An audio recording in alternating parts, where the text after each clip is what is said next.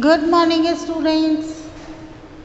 I'm again come to you. Okay. This is the chapter number 9, living organisms and their surroundings, class 6 science. This is part number 4. Okay. 3 parts we have already completed.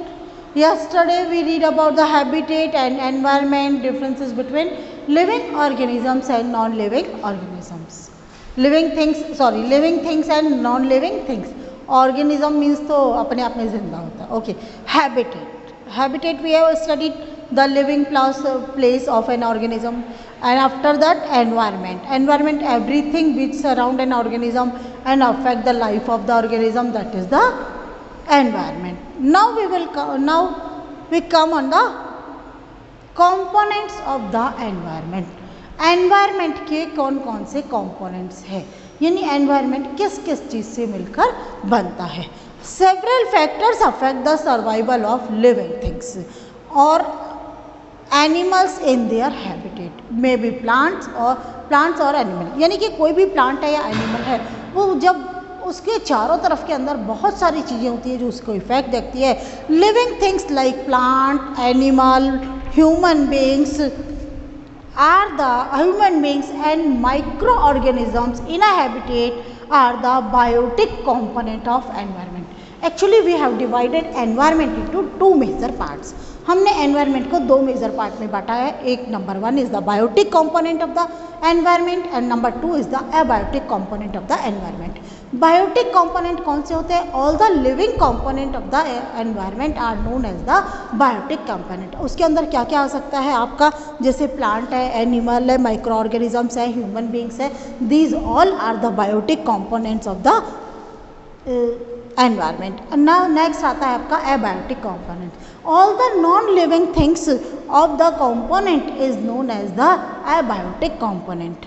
Means water, air, sunlight, land, temperature, wind, these are the abiotic component of the environment. The biotic and abiotic component form the natural environment. दोनों मिल करके एक natural environment बनाते हैं of an organism. किसी भी organism का एक natural environment किससे बनता है? दोनों से, biotic component and abiotic component. We are also part of the environment. We can change the environment according to our need. हम अपने एनवायरनमेंट को हमारी आवश्यकता के अनुसार चेंज कर सकते हैं. We live in a human made environment. हम क्या करते हैं? एक ह्यूमन मेड एनवायरनमेंट के अंदर रहते हैं. अब आता है फर्स्ट ऑफ ऑल आता है बायोटिक कंपोनेंट्स. कौन से आता है? Biotic.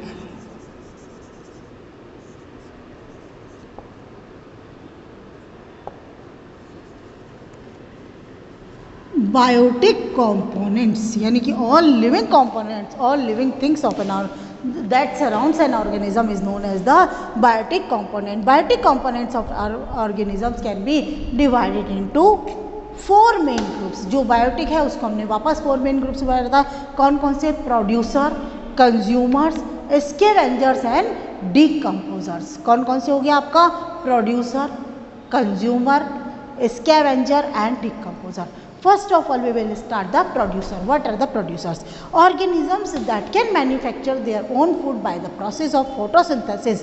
They are known as the producers. Actually, green plants come in this series. Green plants जो होते हैं वो इस series में आते हैं because they make their food by the process of photosynthesis. During the photosynthesis, green plants use water from the soil, air यानी कि carbon dioxide from the environment, chlorophyll, there leaves contain chlorophyll and in the presence of sunlight they react, they do the process and makes the food for the plant and oxygen is release during the photosynthesis. Oxygen जो होती है वो release हो जाती है. यहाँ आपका ये डायग्राम है बेटा. You have to draw this diagram in your notebook. तो आपको भी एक प्रोजेक्ट वर्क तैयार करना है. और क्या प्रोजेक्ट वर्क तैयार करना है उसके अंदर? सबसे पहले तो आपको करना है, 1 मिनट में आपको प्रोजेक्ट वर्क दे रही हूँ. 6th class, a tiny seeds grow into a big plant. Page number 83 है आपका. एक तो आपको ये डायग्राम बनाना है, अ टाइनी सीड्स, और उसके बाद में आ जाता है आपको दूसरा आपको ये डायग्राम बनाना है, 2। अच्छा, तीसरा आपको interaction between abiotic and biotic, ये देखिए ये 3 डायग्राम आपको बनाने हैं। और हाँ जी, चौथा आपको फिश का बनाना है। ये देखिए ये फिश वाला जो डायग्राम है, 4 डायग्राम है, तो आपको एक ब्लैंक पेपर लेना है। ब्लैंक पेपर के ऊपर अच्छी तरह से, बहुत ढंग से, प्यारे से, जैसे इतना अच्छा बुक में दिया हुआ है उसी तरह से आपको 4 डायग्राम्स बनाने हैं। 4 पेज पे 4 डायग्राम होंगे और 5वें पेज के ऊपर आपको क्या करना है, 5वें पेज पे आपको ये टेबल तैयार करनी है, ठीक है ना। तो 5वें पेज पे आपको ये टेबल तैयार करनी है और इस तरह से आपको एक प्रोजेक्ट बनाकर सबमिट कराना है। एक छोटी सी फाइल बना लीजिए, उसके अंदर इस तरह से अटैच करके आप दे दो। सेकेंड प्रोजेक्ट जब मैं बनवाऊंगी तो उसी फाइल के अंदर बनवा लूँगी, जो आप मुझे देंगे चेक करने के लिए, उसी में फिर आप अपनी ले जाना फाइल वापस, मैं नया प्रोजेक्ट उसी में बनवा लूँगी। ओके, तो अब आता है प्रोड्यूसर्स, माने हो गया आपका। दूसरी बात में आता है आपका कौन सा, कंज्यूमर्स। कंज्यूमर्स मतलब organism that can not manufacture their food, own food, but consume directly और indirectly food prepare by the green plants are called consumers. Consumers जो कंज्यूम करते हैं, जो उसका इस्तेमाल करते हैं, इसको कहते हैं consumers. Organisms that can not manufacture their own food but consume directly और indirectly food prepared by the green plants are called consumers. All animals are consumers. Consumers can be further divided into 3 categories. 3 भागों में हमने consumers को बांटा है, एक primary consumer, एक secondary consumer, एक टेरिटरी कंज्यूमर। तो प्राइमरी कंज्यूमर कौन सा हो गया आपको, primary consumer are the herbivores, animals that eat only green plants and plant products they are known as the herbivores और प्राइमरी कंज्यूमर, जैसे गाय, बकरी, भैंस, भेड़, rabbit, grasshopper, these are the primary consumer. Secondary consumers कौन से हो गया, animals that is also known as the carnivores, animals that eat flesh of other animal, वो एनिमल्स जो दूसरे जानवरों का मांस खाते हैं, they are known as the consumers, secondary consumers. और कार्निवोर्स एग्जाम्पल आ गया snake, frog, lizard, in this manner. Third आता है आपका टेरिटरी कंज्यूमर्स और टॉप कार्निवोर्स। टेरिटरी कंज्यूमर्स और top carnivores, animals like lion, tiger, leopard, they eat secondary consumer, वो क्या करते हैं, सेकेंडरी कंज्यूमर को खाते हैं, they are known as the territory और top carnivores. They are not killed और ईटन बाय अदर एनिमल्स, वो न मारे भी नहीं जाते हैं और दूसरे जानवरों के द्वारा खाए नहीं जाते हैं। कौन सा हो गया, जैसे लॉयन, टाइगर, तो these are the tertiary consumer और टॉप कार्निवोर्स। अब अपने अपन ने क्या समझा, अभी तक क्या हमने कंपोनेंट्स ऑफ एनवायरनमेंट 2 भागों में बांटा, बायोटिक और एबायोटिक। अब बायोटिक थे उसको हमने 2 भागा, प्रोड्यूसर और कंज्यूमर। 4 है उसके, प्रोड्यूसर है, कंज्यूमर है, स्कैवेंजर है और डिकम्पोजर है। लेकिन जो कंज्यूमर आए उसके हमने 3 कैटेगरीज में डिवाइड कर दिया, कौन कौन सी, प्राइमरी कंज्यूमर, सेकेंडरी कंज्यूमर और tertiary consumer. Now we will come to the scavenger. Scavenger कौन से होते हैं, organisms that feed on the dead organism that remains of animals and plants are called scavengers. Scavengers वो animals organisms होते हैं जो मरे हुए प्लांट और पौधों को खाते हैं, ठीक है। They are known as the scavengers. Kites, KITES, पतंग वाली नहीं, ये काइट अलग होती है, ठीक है। They are the scavenger, kite is a scavenger and vulture are the some examples of scavengers. 4th number आता है डिकम्पोजर्स। क्या आता है आपका, decomposers. Decomposers that decomposes the dead bodies on excreta of plants and animals to obtain their food are called decomposers. कौन से होते हैं decomposers, organisms that decomposes, जो डिकम्पोज कर देता है किसको, dead bodies and excreta of plants and animals. जो प्लांट्स और एनिमल के एक्सक्रीटा को और डेड बॉडीज को डिकम्पोज कर देता है टू ऑब्टेन देयर फूड। मतलब उसका खाने का तरीका यही है, उसको डिकम्पोज करके उसको खाना मिलता है।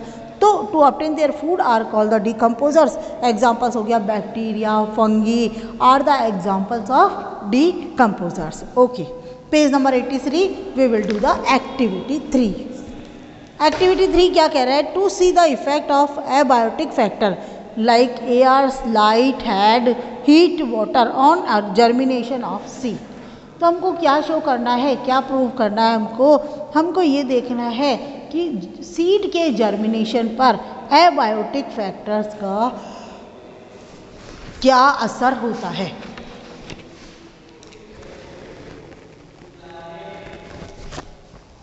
सीड के जर्मिनेशन का एबायोटिक फैक्टर, सीड के जर्मिनेशन पर एबायोटिक फैक्टर यानी कि एयर, वाटर, सनलाइट, इन सब का क्या असर होता है।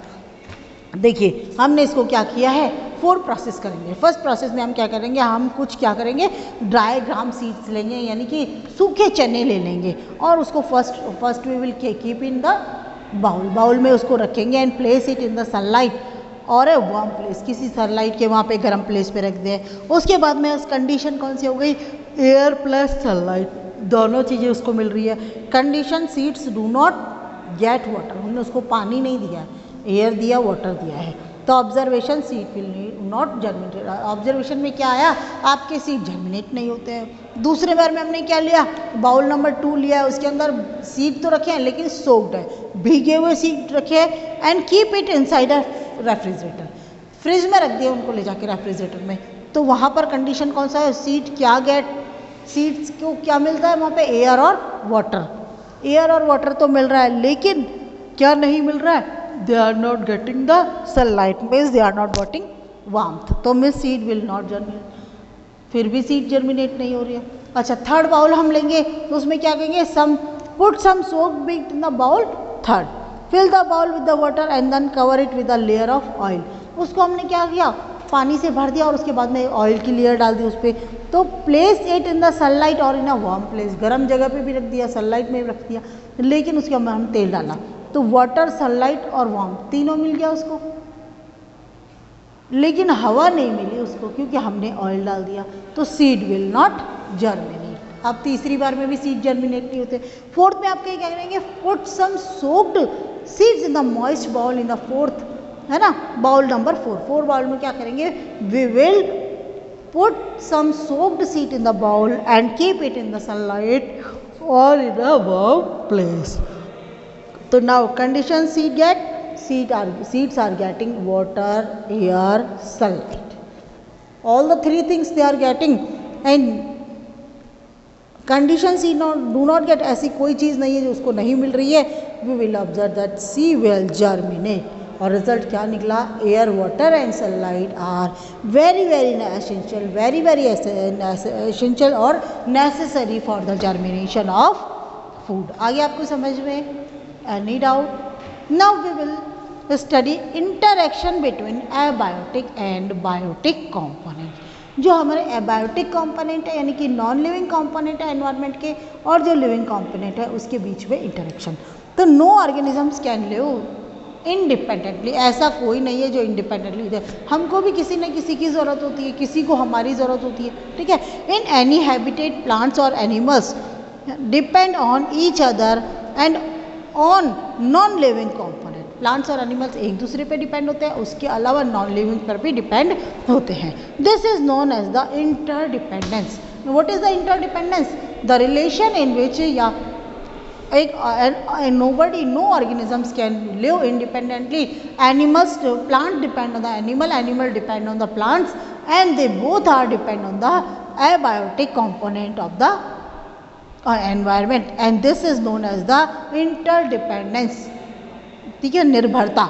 Because of the interdependence, plants and animals help maintain a balance in nature. और इस इंडिपेंडेंस के कारण प्लांट्स और एनिमल क्या करते हैं, एक नेचर में बैलेंस बनाकर रखते हैं। हो गया आपका। तो नेक्स्ट आता है आपका adaptation. Adaptation we will start in the next chapter, next time. Okay, thank you. तो you will make the project, okay.